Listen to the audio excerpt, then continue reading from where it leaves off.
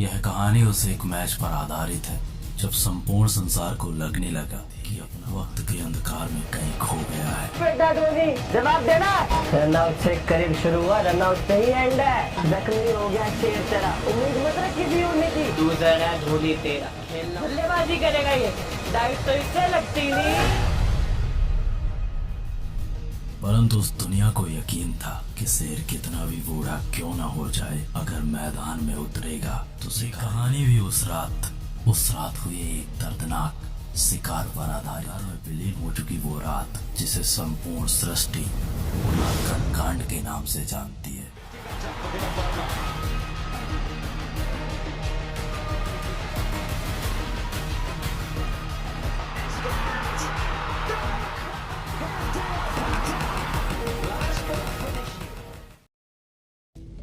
किस अप्रैल 2022 आईपीएल पर राज करने वाली ये दोनों टीमें इस वर्ष के आईपीएल में संघर्ष कर रही थी।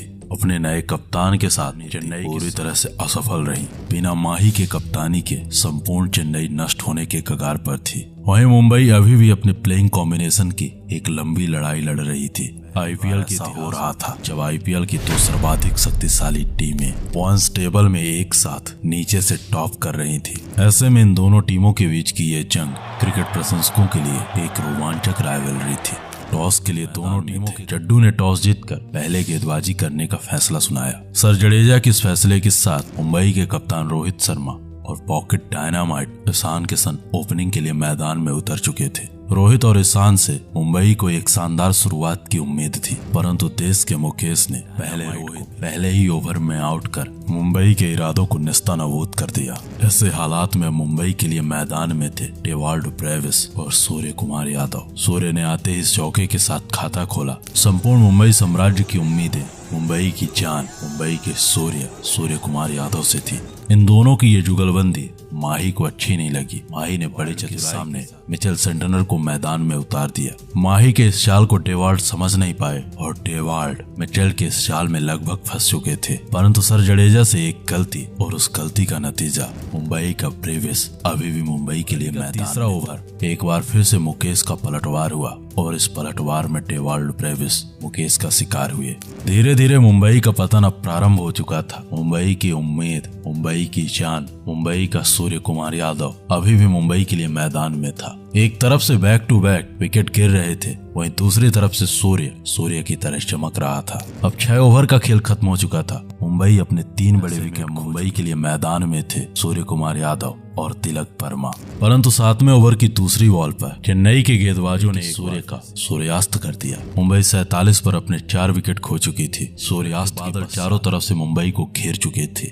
ऐसे में मुंबई की जिम्मेदारी मुंबई के 2 युवा कंधों पर थी। शौकीन और तिलक ने पहले मुंबई को संभालने का प्रयास किया, फिर मुंबई के स्कोर को 80 के पार पहुंचा दिया। सम्मानजनक स्कोर की ओर बढ़ रही थी कि रास्ते में एक बार फिर टीजे ब्रावो ने शौकीन को आउट कर 85 के स्कोर पर मुंबई को 5वां झटका दिया। ऋतिक के आउट होते ही अब मुंबई के लिए मैदान में था तो मिस्टर कायरन पोलार्ड।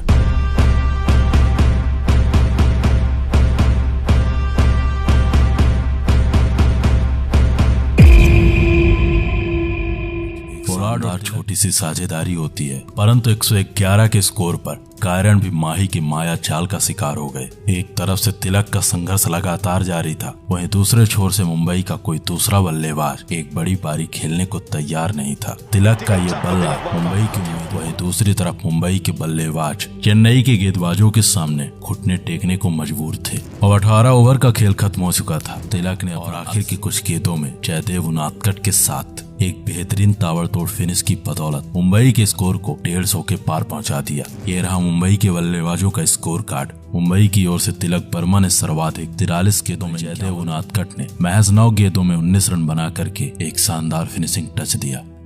ये रहा चेन्नई के गेंदबाजों का स्कोर कार्ड। मुकेश चौधरी ने शानदार गेंदबाजी करते हुए महज 18 गेंदों में 19 रन खर्च करके मुंबई के 3 बल्लेबाजों को अपना शिकार बनाया। चेन्नई के सामने 120 गेंदों में 154 रनों की चुनौती थी। यह लक्ष्य सीएसके के लिए आसान नहीं था क्योंकि मुंबई के पास जसप्रीत बुमराह, रायली मेरिडिथ और डेनियल सैम्स जैसे, परंतु महेंद्र सिंह धोनी जैसे दिग्गज बल्लेबाजों के रहते यह लक्ष्य चेन्नई के लिए असंभव भी नहीं था। चेन्नई अपने पारी की शुरुआत के लिए रॉबिन के साथ ऋतुराज को मैदान पर उतार देती है। वहीं मुंबई डेनियल सैम्स के साथ पहले ओवर के लिए मैदान में थी। डेनियल शानदार गेंदबाजी करते हुए ऋतुराज गायकवाड़ को बिना खाता खोले पवेलियन तक का सफर तय करवा दिया। ऋतुराज गायकवाड़ के आउट होते ही माही ने अपने नई चाल का अनुसरण किया और 8वें नंबर के बल्लेबाज सेकंड डाउन बल्लेबाजी के लिए मैदान पर उतार दिया। माही की ये चाल कैप्टन हिटमैन के समझ आ चुकी थी। हिटमैन ने बड़ी चतुराई के साथ मिचेल सेंटनर के सामने डेनियल सैम्स को उतार दिया। सैम्स ने प्रेजेंस ऑफ माइंड का इस्तेमाल करके बचा लिया। सेंटनर ने महज 9 गेंदों में 11 रन बनाए। ऐसे में अब चेन्नई के लिए मैदान में थे थप्पा। इन दोनों बल्लेबाजों ने चेन्नई की उम्मीदों को संभालने का प्रयास किया और पहले पावर प्ले तक चेन्नई के स्कोर को 46 के पार पहुंचा दिया। यहाँ से ये लक्ष्य अब चेन्नई के लिए आसान नजर आ रहा था। रॉबिन और रायडू की ये जोड़ी 50 रनों की साझेदारी कर चुकी थी। इस साझेदारी को तोड़ने के लिए कप्तान रोहित को मैदान पर उतार दिया। उनादकट ने आते ही अपने पहले ओवर की आखिरी बॉल पर उथप्पा को आउट कर मुंबई का मार्गदर्शन किया। अब मैदान में बल्लेबाजी के लिए थे शिवम दुबे। शिवम दुबे ने आते ही लंबे किया, लेकिन शिवम का ये प्रयास मुंबई के गेंदबाजों के सामने बेदम नजर आया। डेनियल सैम्स अब तक चेन्नई के 3 बल्लेबाजों का शिकार कर चुके थे और ऐसे में सैम्स को तलाश थी अपने अगले यानी चौथे शिकार की। सैम्स ने बड़ी होशियारी के साथ अंबाती रायडू को भी अपने जाल में महज 35 गेंदों में चेन्नई के लिए 40 रन बनाए। 15 ओवर का खेल खत्म होते होते चेन्नई के खाते में 102 पर 5 विकेट हो चुके थे। अब ऐसे हालात में चेन्नई के लिए मैदान में मौजूद थे चेन्नई के चहेते, चेन्नई के भूतपूर्व कप्तान Mahendra Singh Dhoni. History tells us that powerful people come from powerful places. History was wrong. Powerful people make places powerful. यहाँ से यह मैच जीतने के लिए चेन्नई को अगले 30 गेंदों में 52 रन बनाने थे, परंतु मुंबई के गेंदबाजों ने चेन्नई पर पलटवार कर दिया और चेन्नई के कप्तान को आउट कर एक बार फिर चेन्नई की उम्मीदों में एक बड़ा प्रहार किया। अब आखिरी 17 गेंदों का खेल बाकी के लिए 41 रनों की जरूरत थी और जडेजा के आउट होने के पश्चात अब मैदान में थे प्रिटोरियस और प्रिटोरियस के साथ कप्तान महेंद्र सिंह धोनी। प्रिटोरियस ने छक्के के साथ अपने इरादे जाहिर कर दिए। अब अगली 6 गेंदों का खेल बाकी था। चेन्नई को यह मैच जीतने की जरूरत थी। स्ट्राइक पर थे प्रिटोरियस और बॉल थी जयदेव उनादकट के हाथ पर। संपूर्ण मुंबई के फैंस को उम्मीद थी कि ये मैच मुंबई बड़ी आसानी से जीत जाएगी, परंतु नॉन स्ट्राइक पर खड़ा महेंद्र सिंह धोनी संपूर्ण चेन्नई फैंस का एक वो शेर था जिसके लिए ऐसे हालात कभी मायने नहीं रखते थे। प्रिटोरियस जयदेव उनादकट की पहली बॉल पर आउट हो जाते हैं। प्रिटोरियस के आउट होते ही अब मैदान में थे टीजे ब्रावो ने स्ट्राइक महेंद्र सिंह धोनी को दे दी। सीएसके को यह मैच जीतने के लिए अगली 4 गेंदों में 16 रनों की जरूरत थी। धोनी ने उनादकट की तीसरी बॉल पर एक सीधा लंबा सा छक्का मारा। अब अगली गेंद पर 4 रन। उनादकट की चेन्नई को यह मैच जीतने के लिए 6 रनों की जरूरत थी, लेकिन उनादकट की 5वीं बॉल और महेंद्र सिंह धोनी के तेज रनिंग के चलते 2 रन। अब यह मैच जीतने के लिए अगली 1 बॉल पर 4 रनों की जरूरत थी। क्रिकेट को देखने वाला हर दर्शक अब भगवान की ओर देख रहा था। ये मैच पूरी तरह तराजू पे रख दिया गया था। एक अच्छी बॉल